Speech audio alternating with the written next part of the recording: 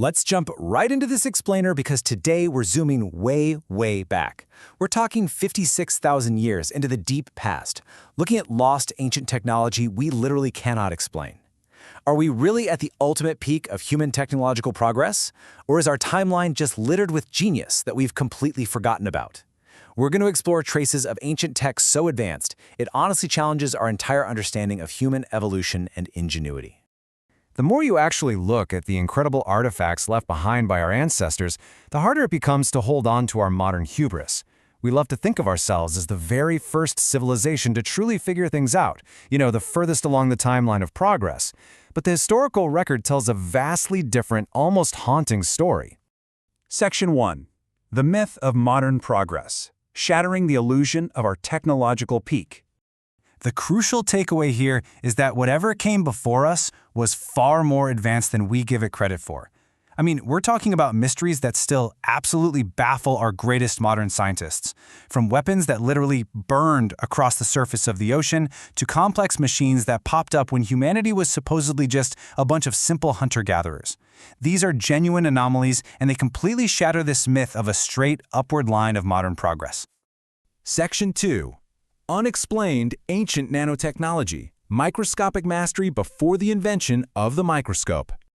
Picture a battlefield 2,000 years ago. A warrior wields a legendary Woot steel blade that slices right through falling silk and then absolutely shatters a standard iron broadsword without taking a single scratch. These weapons were prized by everyone from Roman emperors to the high courts of Han China. They had this gorgeous, distinctive shimmering water pattern on the blade. And that wasn't just some decorative etching. That was the physical manifestation of the steel's incredibly complex internal crystalline structure. And this is where it gets crazy, illustrating just the sheer absurdity of their achievement. South Indian blacksmiths were manipulating the molecular architecture of steel over 2,000 years before humanity even knew what a molecule was. By sealing high-purity iron ore, wood, and specific leaves inside pressurized, oxygen-free clay crucibles, they essentially became the world's first chemical engineers. Trace vanadium in their local soil acted as a seed, which allowed cementite nanowires and carbon nanotubes to grow right inside the steel. It literally took modern electron microscopes in the late 1990s just to see what a village smith in the 6th century BC was forging purely by intuition. But it wasn't just blacksmiths.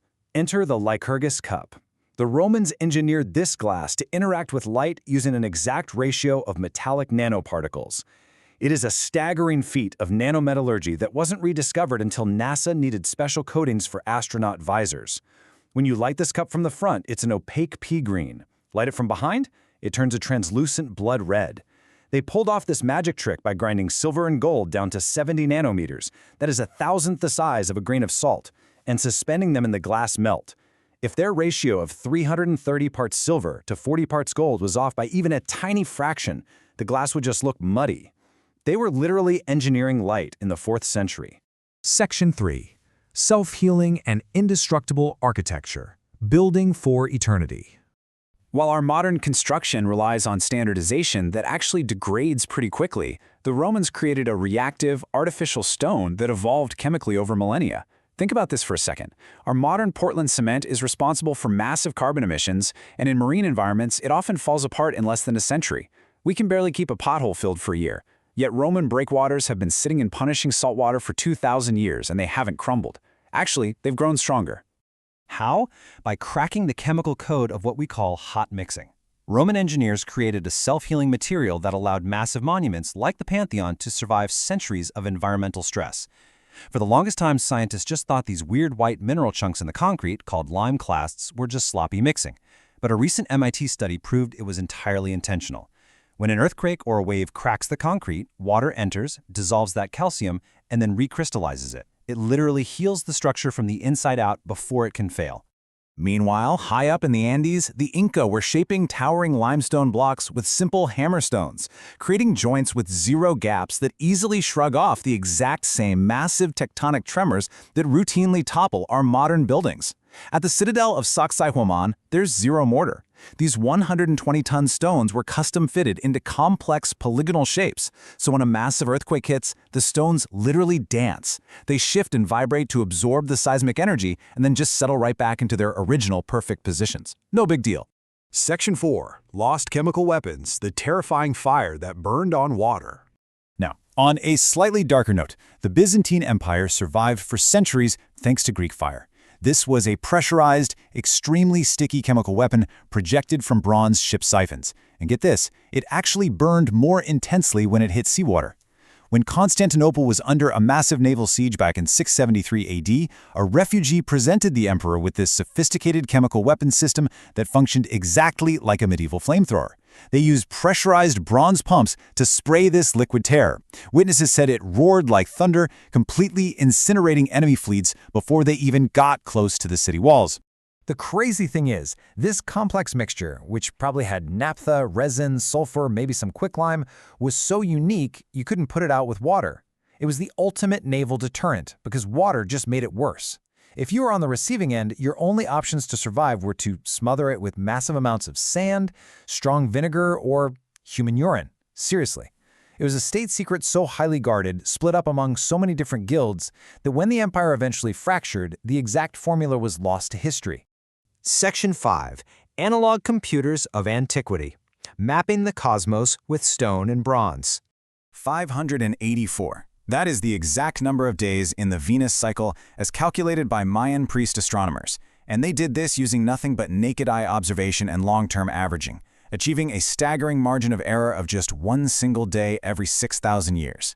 No telescopes, no modern clocks. They used a base 20 math system, they independently discovered the concept of zero, and they just watched the sky generation after generation. They tracked the complex rhythms of our solar system with a mathematical rigor that completely rewrites what we thought was possible for pre-telescopic science.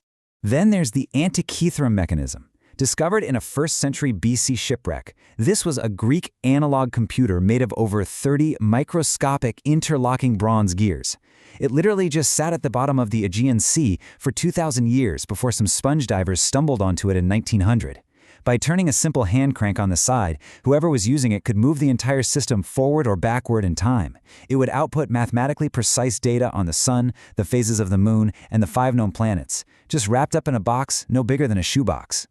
And this really just illustrates the sheer genius of ancient mechanics.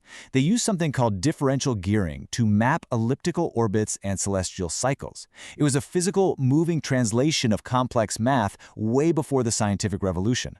Differential gearing, which is a system that allows 2 different speeds to combine into one single output, was previously thought to have been invented in the 16th century. But nope, the Greeks were using it way back then to accurately mimic the moon's variable speeds across the sky. It was literally a pocket cosmos. Section 6. The fragility of knowledge. How easy it is to lose everything. We tend to view knowledge today as permanent, right? Safe on our servers, backed up to the cloud. But the ancient world teaches us a very different, much more fragile reality. These highly specialized capabilities we've been talking about weren't backed up to some globalized internet database. They were fragile supply chains and master-apprentice oral traditions that could vanish almost overnight if they were disrupted. It took centuries of trial and error to build these technologies, finding the perfect trace elements in the soil for Wootz steel or tracking Venus across generations. Yet it only took incredibly minor disruptions to erase them forever. Whether it was due to imperialism, shifting priorities, or the collapse of specific trade guilds, the people who knew how to read the color of a forge's fire or calculate deep time died without passing those secrets on. The British East India Company completely dismantled the Wootz steel networks just to protect their own industrial imports. The highly specialized volcanic ash trade just collapsed when Rome fractured, and a single Spanish friar, Diego de Landa, burned almost the entirety of Mayan history and science, thousands of astronomical codices, in one single afternoon in 1562. So as we look back at the staggering brilliance, but also the ultimate fragility of the ancient world, it really forces us to wonder just how permanent our own technological peak really is.